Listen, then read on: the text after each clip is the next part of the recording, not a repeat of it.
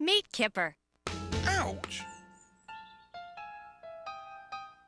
Kipper the dog. What shall I do today?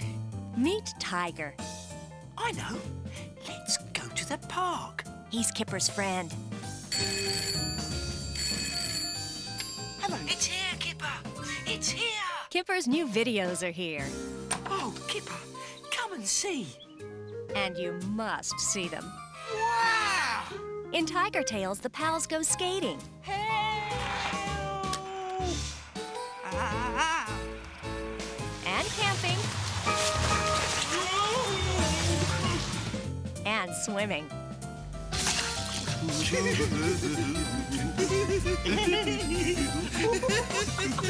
Then, in pools, parks, and picnics, the pals, well...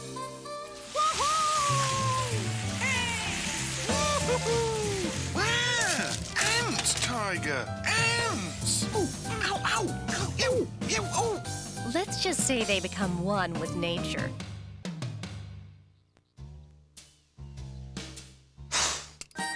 They call him Kipper the dog. Look for Kipper, now on home video from Hit Entertainment.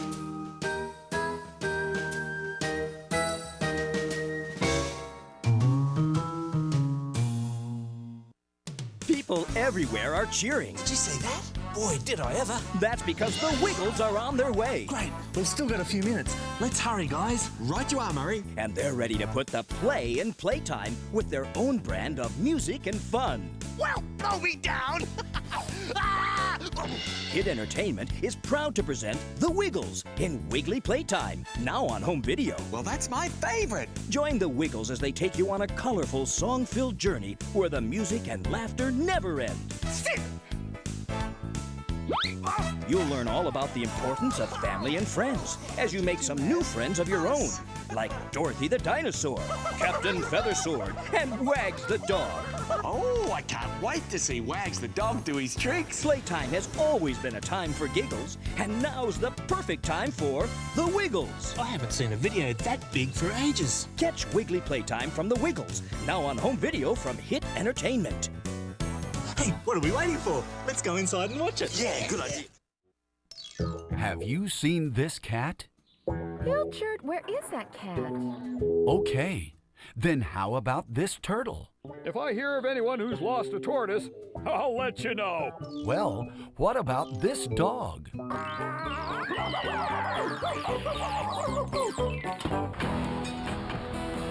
Calling all machines, the pets are in a pickle. Well, I give up. I just don't know where that cat is. I've lost my tortoise. Okay, come on, everyone. We've got lots of jobs to do. Won't you help Bob and his friends get the pets out of a pickle? Time is running out.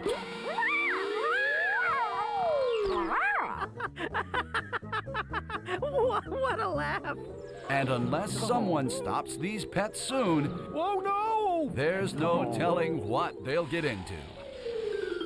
Oh, Pilchard, be careful. Bob, he's eating your lunch.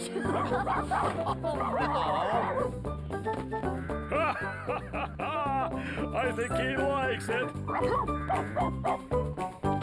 The animals are on the loose, and the crew needs your help to round them up. Won't you join them? Come on, Lofty, Big Softy. Come on, Bird. Let's rock and roll. To the left, 2, 3, 4. Look for Bob the Builder's Pets in a Pickle, now on home video from Hit Entertainment. New from Hit Entertainment. It's nighttime and someone's having a party. It's just beautiful. But this is no ordinary party. It's a pajama party, thrown by none other than... Yes, that's me. You guessed it, Barney. Hooray! Everyone's invited to Barney's Pajama Party, Kerplane. Kerplop. where you'll relive your favorite musical numbers from some of your all-time favorite Barney videos. Any kind of treat. I can hardly wait. You'll see plenty of familiar faces. Bend and break, bend and break, bend and break. Hey, here comes Barney and the And kids. you'll definitely hear some great songs. Pizza, Pizza, nothing beats a pizza. It's my tummy's favorite. At Barney's Pajama Party, there's something for everyone. We love to eat a pizza. So brush your teeth, put on your PJs, and get ready to sing along. You're happy and you know it. Clap your hands. Barney's Pajama Party will keep you smiling all evening long. Catch Barney's Pajama Party now on home video from Hit Entertainment.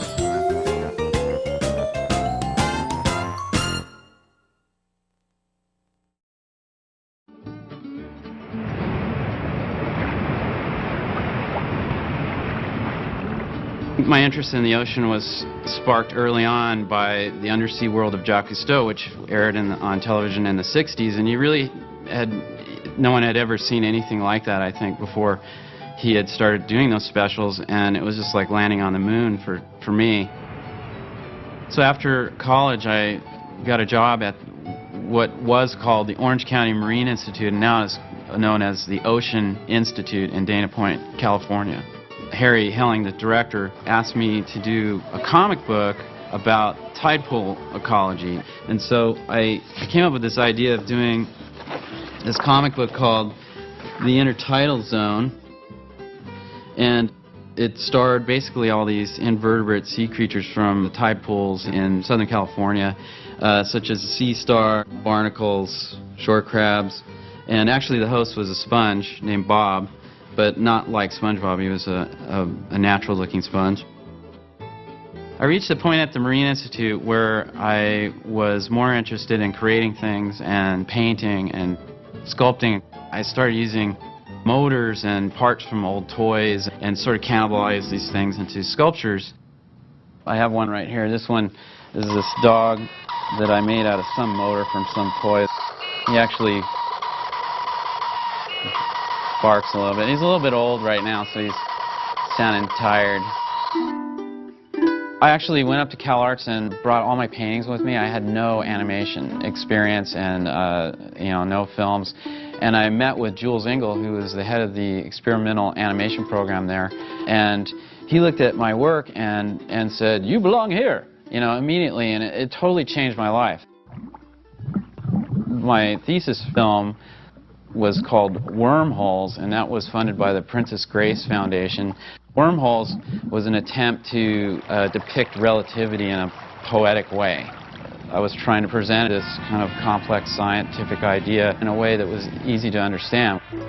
I had had a film accepted into the Ottawa Animation Festival, so I went to a screening of Wormholes, and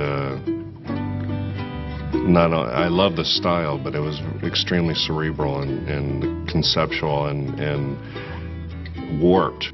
Joe Murray, who's trying to put together the show Rocko's Modern Life, was looking for directors, which was a dream job for anybody that likes animation. We worked from outlines. Rocko was storyboard driven, which is another thing that appealed to Steve. That style of writing was the way many of the earlier Warner Brothers cartoons were written, and many others, probably Fleischer, these things where they didn't follow a script. There was one in particular that had a story of, it was undersea, actually, episode where fish are fishing for fishermen, and he came up with that. Working on the last season, I remember I was talking with writer Martin Olson about shows and funny animal shows, and so I really thought I don't really have an idea that I'd want to torture myself over for several seasons.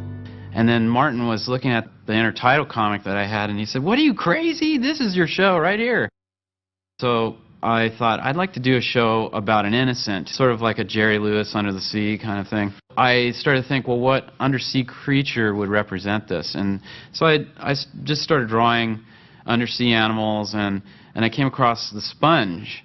It's really not very animated. They usually sit pretty quiet on rocks, filter feeding. But it still seemed like a funny shape, so I started drawing these sponges, and then it dawned on me that there was a sink sponge, so I drew a square one, and I immediately locked on to the idea of this undersea nerd.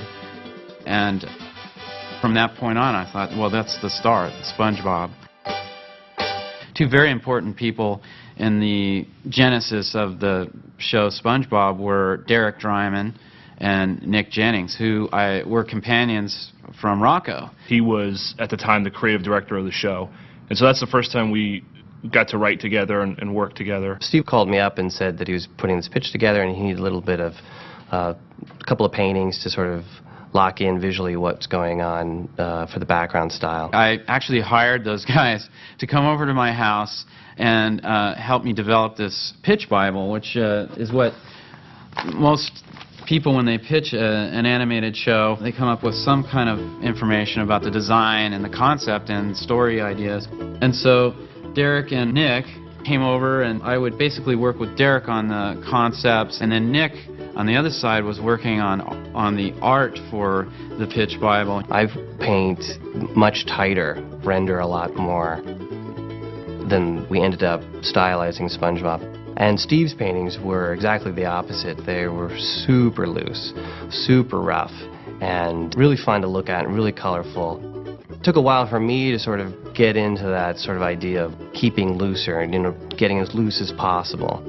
We couldn't just translate his style of painting right into animation. It was just a little too loose. I try not to walk in with an idea of my own to inject into, and try to force Steve into doing something. I try to wait and see what he's thinking, and then I can react to that. Ultimately, the day came when we had I had this pitch Bible. I had all the characters at least thought out and some storylines, and it was time to pitch the show. And he had on his Hawaiian shirt. He had this whole underwater terrarium with little models of the characters. He had artwork. He had Hawaiian music playing. Also, I recorded a version of the theme song just with me singing into a tape recorder, and I implanted it into the shell so that when you lift it up, it plays the theme song. It was pretty amazing. I'd say one of the cardinal rules when you're pitching is to just get people in the room to laugh, get their attention, get them excited. I guess I was just trying to do anything to make them think, this is weird, and let's take another meeting. I think one of the most amazing things about his initial pitch, after all the funny stuff, he had character descriptions and an overview of the world that it was so complete. He knew who his characters were. It was amazing. And if you look back now, these years later, it's all there in the original documents. I loved the idea that he was a marine biologist in a former life, that he studied marine biology. That was a big thing because it was like, well, who's going to know this world better than somebody that's actually interested in this world? I was like, let's just do it. I don't know what this sponge is, but let's do it. They decided to give us money to write a storyboard, and let's see what happens with this. So we had 2 weeks to write the pilot episode. And I came into the room, and there up on the wall was these extraordinary storyboards everywhere. And Steve and his team were there, and they put on a performance which I wish I had on tape. He started to pitch the show, and it was like, oh my God, this guy is good. He is funny. He was doing all the voices. He was doing the sound effects. They were laughing. It went really well. And so it was stressful because we knew that was the decision. He acted out every character. He made voices, and the other people came in and chimed in with their voices, and he pointed to the boards, and the kineticism of the boards itself, even in the action sequences where he goes, it bounces off here and off here and off here and bounces there, and he goes here and he goes there and he slaps there, and every sound, you could almost hear every sound effect. So me and Steve and Nick were waiting in the room, and they just walked out, and it was like 5 minutes, and we were worried. We thought it would take weeks. The only reason after the pilot pitch that we took a few minutes to step outside is that we were exhausted from laughing, and we really just had to calm down and figure out the right way to just tell him to go ahead, because we wanted to have some modicum of control of the process. The door opened and Albie walked in. He's like, "Okay, it was great. Let's do it." So after we finished the pilot, they aired it to several people, Nickelodeon and test groups. So we got a green light to do 13 episodes. That's when the real work began, and that is to find a team to make this show. We put together slowly what I think was an incredible team. A lot of them were really young and new to this type of writing, and had great, fresh ideas. And so I attribute much of the success to SpongeBob to that collaboration.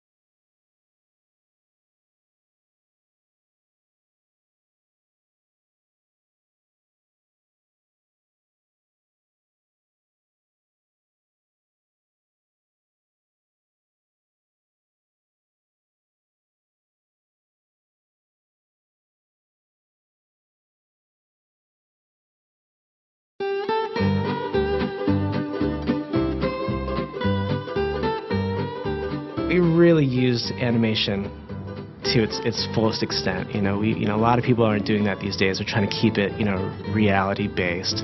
This was a cartoon show. There's a time and a place for a script-driven show. There's a time and a place for an artist-driven show, and I think SpongeBob works best because it's a cartoonist-driven show. And we got to do a lot of cartoon gags, exploited animation as much as possible. I hated pitching. It was, so it was an extra effort to I have to draw and pitch. I wouldn't let that thing in my house, even if it was potty trained. You sit on a potty. And we'd have to pitch to, the 40 people in the crew. Before that, it would be, a sleepless night, just tossing and turning because I have a fear of crowds. But what would happen is the next morning I would, tons of sugar, lots of espresso, extra sugar in my Coca-Cola, run around the block and then get in there and just try to pitch and try not to look at all the faces, and we just go through it. And hopefully you get the laughs and they don't pick up on how nervous you are. The cut wide, he turns it again, and Patrick falls off. Turns it again, turns it upside down, again. Finally it strikes it up and here's...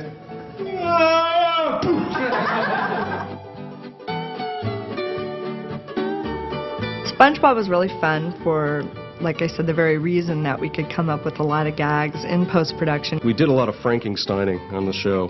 We did a lot of cannibalizing from different takes to come up with a line just so it sounded, exactly the way they wanted it to. It was fun because it was sort of guerrilla animation, so we could just do things on the fly and add them in at the last minute if they were appropriate, and, made the show funnier.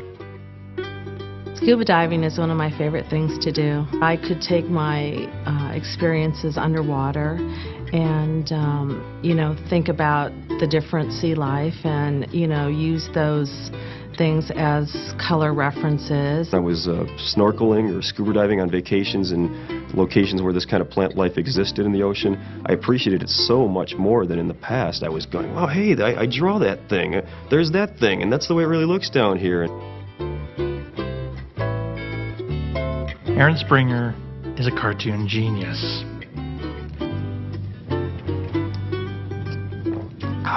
And the hardest thing about working with Aaron is that he has about 20,000 ideas for every one idea that I have.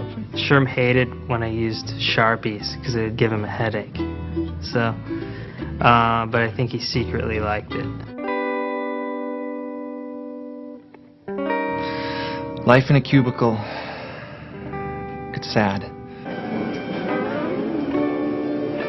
You think it's easy, don't you?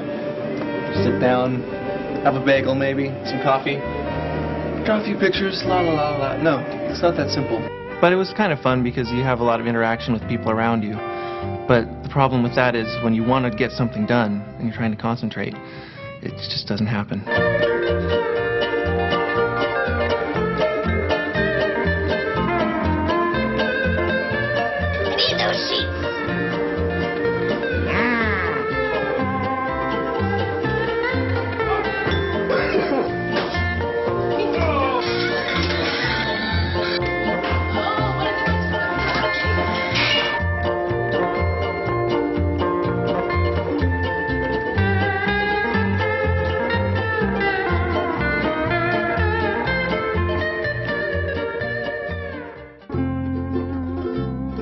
Personally, first season is my favorite season of all of them. I think that,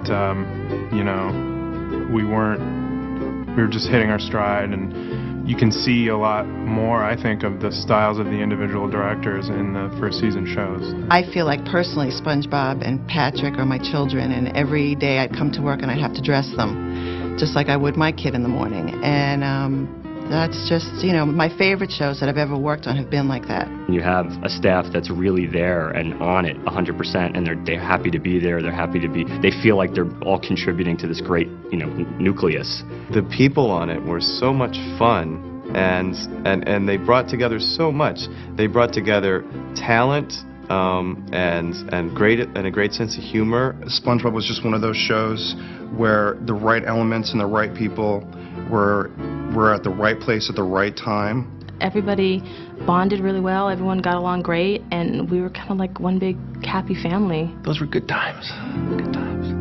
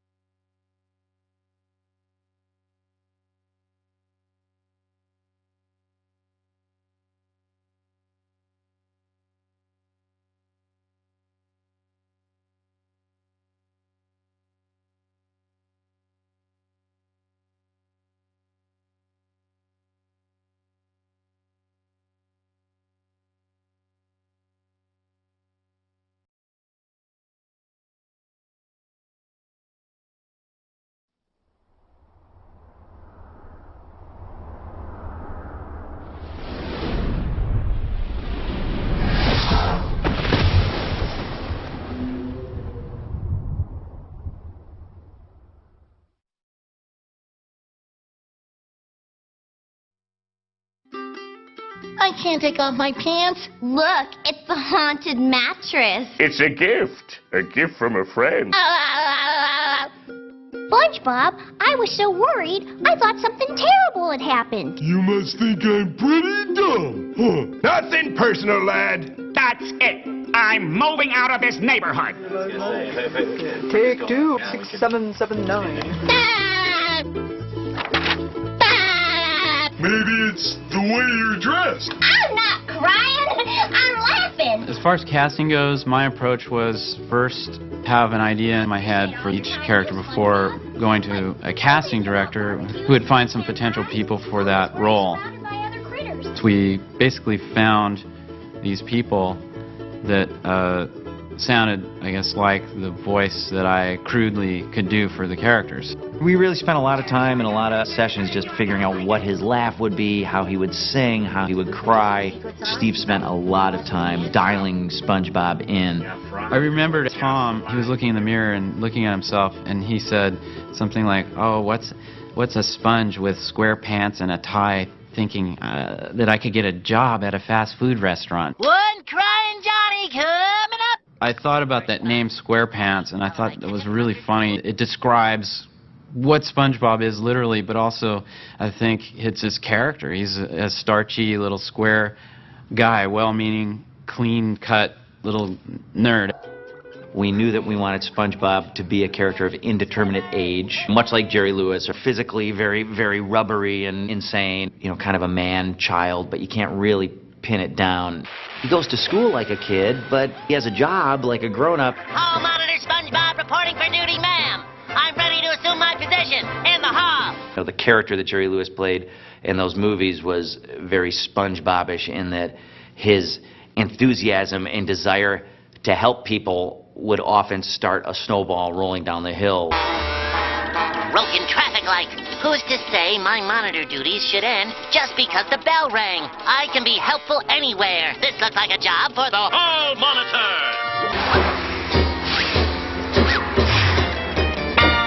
What would this town do without you, SpongeBob? Oh, my leg! My leg! The range where he was going to be, we knew that we wanted something really cartoony, but also Munchkin-y. I remember thinking of the Munchkins. Oh, the Yellow Brick Road! As kind of a template, and then we kind of fine-tuned it from there so that it wasn't just a squeaky voice, so that there were highs and lows, and there was a thing that he did where he was trying to be cool, and hey, baby, you know, and then when he was scared, his voice would go up higher, and SpongeBob is this kind of squeaky clean, small, impish character, and so I was looking for that sort of voice. There actually is a cassette tape that exists of me doing SpongeBob and Steve Hillenburg doing Squidward, and that was the first time that we ever spoke on tape as those characters. Hundreds of creatures swim through these doors every day in our undersea community, depending on you to serve them nutritious, delicious, reasonably priced food in a clean, family-friendly environment. Look! I've been standing around on my tentacles since 8 o'clock this morning, and I don't have the strength to listen to this. Who depends on you, you may ask? Well, let's just start with the A's. Aaron Anchovy. LB Albacore. We decided to give him kind of a dolphin-y laugh. Now, the way you achieve that dolphin-y laugh is, first of all, you have to make a noise that your neighbors will find most distressing, which is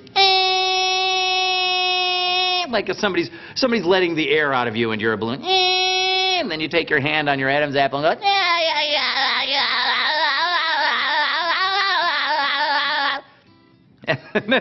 And then they give you money, and your parents say, "Wow, that's weird that you can actually make a living doing that." Squidward is this curmudgeon, snotty, aloof, a wannabe artist. In a way, Squidward is the guy I can identify with most because he's a lot like us. It's a rock! A rock! He looks at SpongeBob, you know, he is crazy at times, and no one seems to notice except Squidward. It's a big, beautiful, old rock. Oh, the pioneers used to ride these babies for miles, and it's in great shape. SpongeBob! Will you forget the stupid pioneers? Have you ever noticed that there are none of them left? That's because they were lousy hitchhikers, ate coral, and took directions from algae. And now you're telling me they thought they could drive? Rocks? He's got a good heart. He just covers it with this curmudgeon shell. I knew it! SpongeBob. You do care. No, I don't. I do not. That was just a cover. I don't. Yes. You actually care for that thing? Squidward has this big honking nose, and he's a bit of a malcontent. And so I just put everything up in the nose and gave him the oh, please attitude, and, well, there it was. Hold on there, little square dude! For Sandy Cheeks, I was looking for a strong female character that could be friends with SpongeBob but not a love interest. They really bang around and do karate together, kind of like stunt buddies. And so that gets him into trouble, creates some conflict in the way they challenge each other. So, what's your name? Sandy. Sandy's all about her mouth because of her huge teeth. So she's right here. She's right here at the front with her buck teeth. And that's pretty much how I find Sandy. I have to go to the teeth. There it is. What is it? Can't you see? It's Texas. Steve was funny because he sent me all this research on Texas and slang. We worked a lot with the pacing, because as a squirrel I thought she should be really spastic, and he thought she should be more reserved. But I think we found a happy medium. I'm not crying. I'm laughing. I appreciate what y'all are trying to do, SpongeBob, but home isn't about barbecues and pecan pies. Home is where you're surrounded by other critters that care about you. I was trying to think of a role model of somebody who was smart and from that part of our country, and the person that came to mind was Holly Hunter, and I don't actually know where she's from, but that sound, you know. So you'll stay? I'm staying. Welcome home, Sandy. Yay! Who needs dumb old Texas anyway? What did you say? Patrick is very, very low in bass and not very quick. There it is, SpongeBob.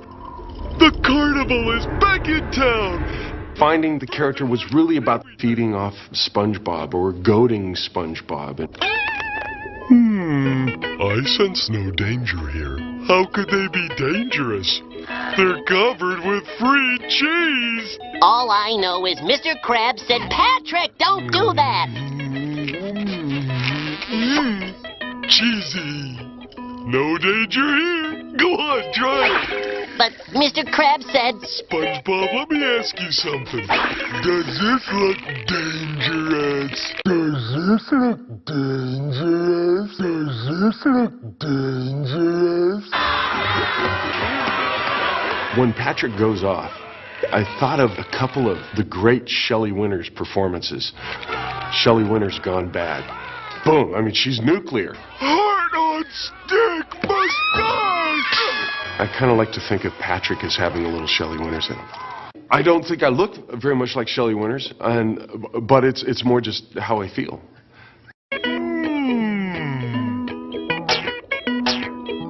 It's off to jail for you, Mr. Krabs. jobs. Patrick, you're fired.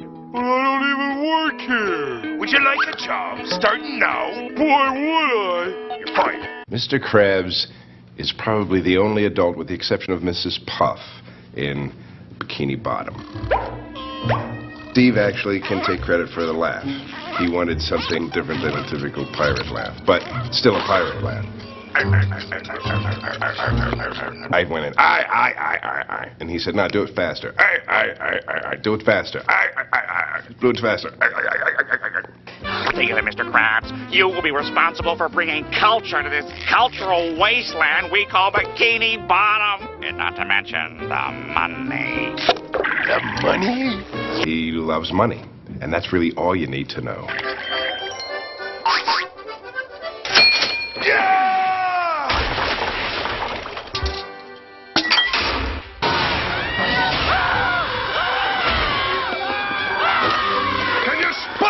Squidward! Down there, sir! Oh, there appears to be a Krabby Patty mapping in progress. There can be only one culprit. Plankton! Finally, victory is mine! I win! I win! I win! Plankton's voice I read for as SpongeBob.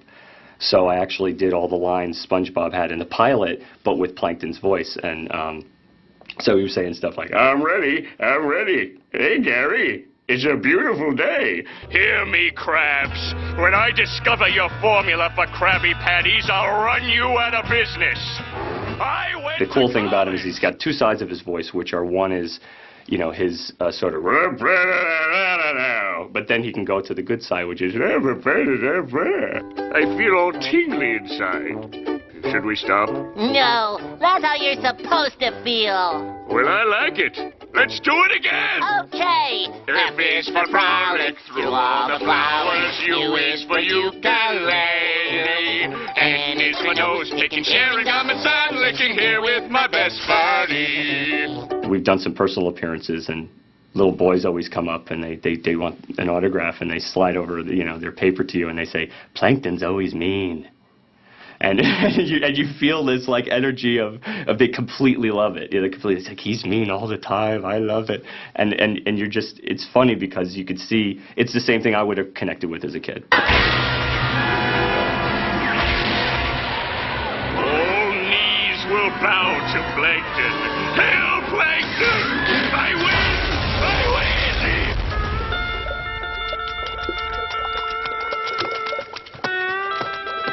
Hey, free Krabby Patties! Hey, look at that! The incidental voices can be anything in the show that is not what they call the principal voices, which are the main recurring roles in a show.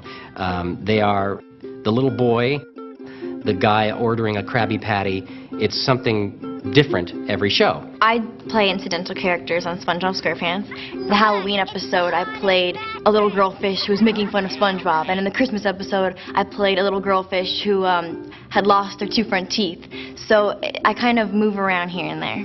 What is an incidental voice? Well, to me it is being at a wedding and telling a group of kids that you're not the voice of Sandy, but that you are on SpongeBob, and that you're just fish number 83, the occasional teen girl that's, oh, SpongeBob. It's different every show. It's like, you know, boy number 2 or, you know, eel number 76 or thought bubble number 7. Sometimes I do like a little kid voice. Or an old person's voice like that, or monsters. Hello, brothers. Often I'm a copfish. Son, we're looking for the maniac. Have you seen this man? We usually have a great time during the records, which I think has a big influence on what you actually grab out of that. I think everybody really was suited. We always have the opportunity out there to do as best we can, and as an actor, we all appreciate that from Steve. they're all just really great people to be with and people that I'm learning from all the time. I mean, astounded by some of the voiceover artists that come in there. It's like, I just need to step down because these are the masters. It sounds stupid to talk about cartoons this way, but you know, really, Tom and Bill and Carolyn and Roger as Squidward, for sure, they're not really in the room. The real people aren't really in the room for a few hours. It's Bikini Bottom, very much like channeling. It's a very Shirley MacLaine kind of a thing, where for 4 hours you're this sponge.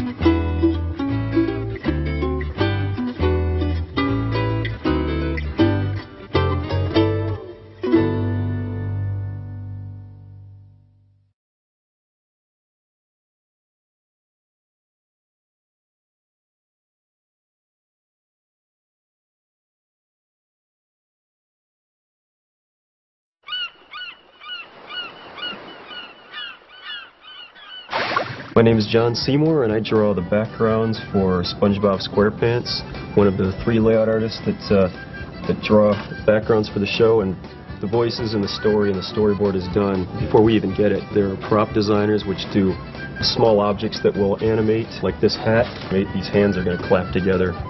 This is the list of the drawings that I have to do for this show. It's really tiny because he shot it down so we could put all the notes from the breakdown on the same page. Basically, what I'm doing here is taking scenes from the storyboard and drawing them out in detail so that the painters can go ahead and paint them, and then the character's going to be put on top of those and they can animate the whole thing. Well, first of all, I'll have to put the field guide on here. I usually work with the 10 field. This represents the ratio of your television screen, so we draw within this. As I start with the blue pencil, because that way you don't really have to do a rough first. You can kind of do the rough in the blue real light. Just shows you where the line's going to occur. And put some hills back here. When you're in Goo Lagoon, all it is sand and goo. The waves, which are going to animate, these would actually be on another level and they'd be in red. And this is something that we do a lot of on the show, the bamboo posts in the ground. And it's going over a hill. Got to finish it off by showing what sort of terrain it is. This is sand, so I'm going to do some little sand indications. And of course the clouds.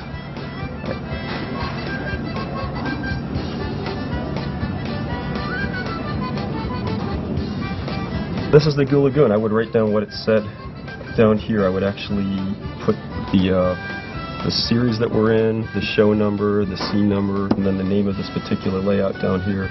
That's a layout. That's the way it works.